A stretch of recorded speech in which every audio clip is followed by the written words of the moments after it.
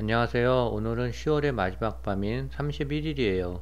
SOXL은 하락이 거의 마무리 단계인 것 같고요. 반도체는 내년이 더 좋아진대요. 중국은 10월 경기지표 위축으로 하락 마감했는데요. 10월은 중국의 긴 추석 연휴로 PMI 지수가 좋게 나올 수는 없었던 것 같아요. 구독, 좋아요 부탁드립니다. 차이나 전기차는 오늘 하락해서 아직 마이너스 48%고요. SOXL은 지금 1% 이상 상승을 하고 있어요. 그래서 12% 수익 구간이에요. SOXL 월봉을 보면 하락은 어느 정도 마무리된 것 같아요. 주식의 고수들은 반도체가 바닥을 찍은 것으로 예상하고 3배 레버리지를 1순위로 매수를 했대요.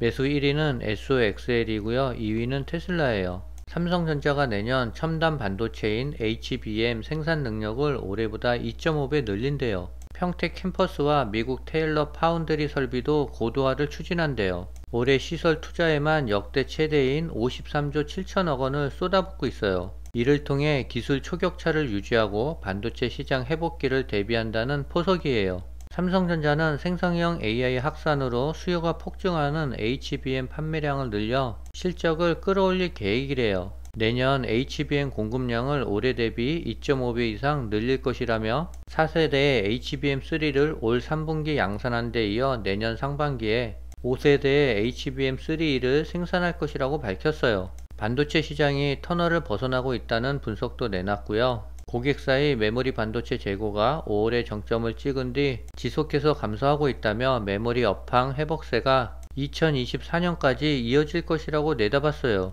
반도체는 올해보다 내년이 더 좋아지고요. 내년보다는 후년이 더 좋아진대요.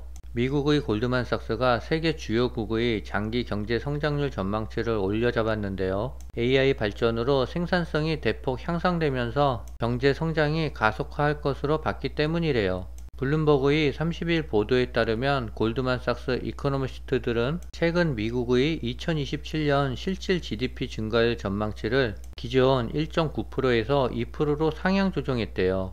2034년 GDP 증가율 전망치는 기존 1.9%에서 2.3%로 올려잡았대요. 중국과 일본은 2030년대부터 AI를 통한 경제 성장 효과가 나타날 것이라고 예상했는데요. 중국의 2034년 GDP 증가율 목표치는 3.2%로 기존보다 0.2포인트 올려잡았대요. 일본은 2033년 GDP 증가율 전망치를 기존보다 0.3포인트 상승한 0.9포인트로 상승 조정했대요. 골드만삭스는 AI에 따른 생산성 향상 효과가 신흥국보다 선진국에서 더 클 것이라고 전망했어요. 이에 따르면 생성형 AI는 미국 등 선진국 경제에서 업무의 약 25% 자동화를 할 수 있대요. 신흥국 경제에서는 업무의 최대 20%만 자동화가 가능할 전망이래요. AI 자동화로 인해 미국이 신흥국보다 초기에는 성장 속도가 더 뛰어나대요. 차이나 전기차가 오늘 2.07% 하락을 했어요. 하지만 방향은 상승으로 턴한 것 같아요.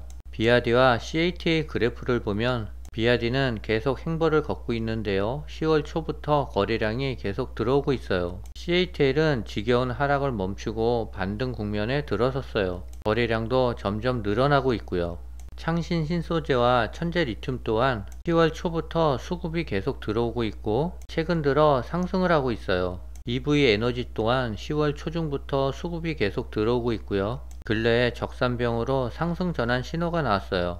차이나 전기차는 바닥을 찍고 이제 상승한 일만 남은 것 같아요. 최근 전기차 시장의 화두는 가격이래요. 경기 침체의 먹구름이 짙어지고 고금리로 자동차 구매의 부담이 커지면서 내연 기관차보다 30%가량 가격이 비싼 전기차 수요는 주춤하는 추세래요. 이 늪을 돌파하고 대중화의 계단에 올라서려면 결국 더 저렴한 전기차를 내놓을 수밖에 없대요. 완성차 업체들이 앞다퉈 중저가 보급형 전기차 출시에 팔을 걷어붙이고 있대요. 저렴한 전기차를 만들기 위해선 전체 원가의 약 40%를 차지하는 배터리의 제조 비용을 낮추는 게 핵심이래요. LFP 배터리는 무겁고 에너지 밀도가 낮다는 단점 때문에 오랫동안 완성차 업체들이 선호하지 않았어요. 주행거리와 출력이 중요한 전기차에는 가격이 좀 비싸도 가볍고 에너지 밀도가 높은 배터리를 탑재하는 게 유리하다는 판단에서였대요. 신기술의 총알로서 전기차가 시장에 진입하는 단계에선 가격보단 성능의 우위를 강조하는 전략이 필요하기도 했대요.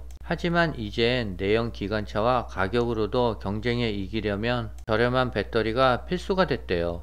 LFP는 기술 발전으로 배터리 성능도 훨씬 개선이 되었고요. 최근에는 리튬 인산철에 망간을 섞은 LMF 배터리가 신기술로 주목받고 있대요. LFP 배터리와 비슷한 가격으로도 에너지 밀도를 15에서 20%가량 높일 수 있는 것으로 알려졌대요. CATL과 비아디, 거시안 등 중국 업체들은 LMFP 기반 배터리를 개발해 이미 상용화 단계에 들어섰대요. 이렇게 되자 LFP 배터리에 대한 완성차 업체들의 관심도 높아지고 있고, 이미 LFP 배터리를 적극적으로 채용하고 있는 테슬라를 시작으로 폭스바겐, 현대자동차, 기아, 벤츠, GM 등 글로벌 업체들은 이미 자사 전기차에 LFP 배터리를 채택했거나 향후 출시할 모델에 탑재하겠다는 방침을 밝혔대요.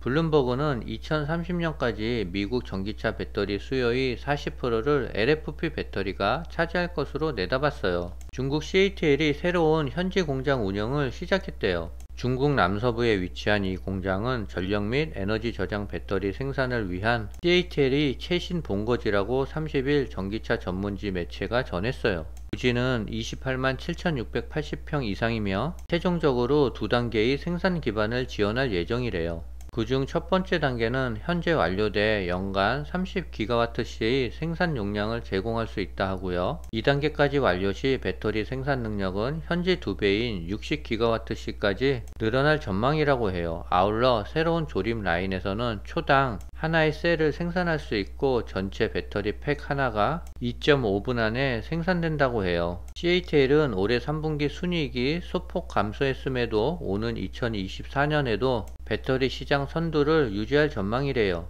CATL은 가장 진보된 배터리 기술을 계속해서 개발하고 생산하고 있대요. 비아디가 인도네시아 전기차 시장 진출에 속도를 내고 있대요. 공장 건설은 물론 자사 전기차를 인도네시아에 수출할 계획도 세웠대요. 31일 중국 증시의 주요 지수는 중국의 경제지표 실망으로 소폭 하락 마감했어요.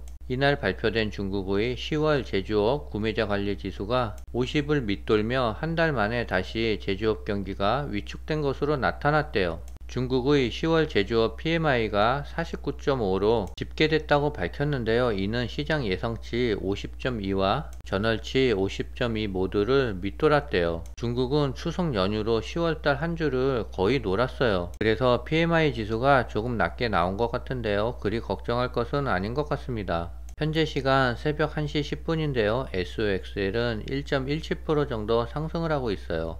11월 1일 내일부터 증시가 힘차게 출발했으면 좋겠습니다. 오늘은 여기까지입니다.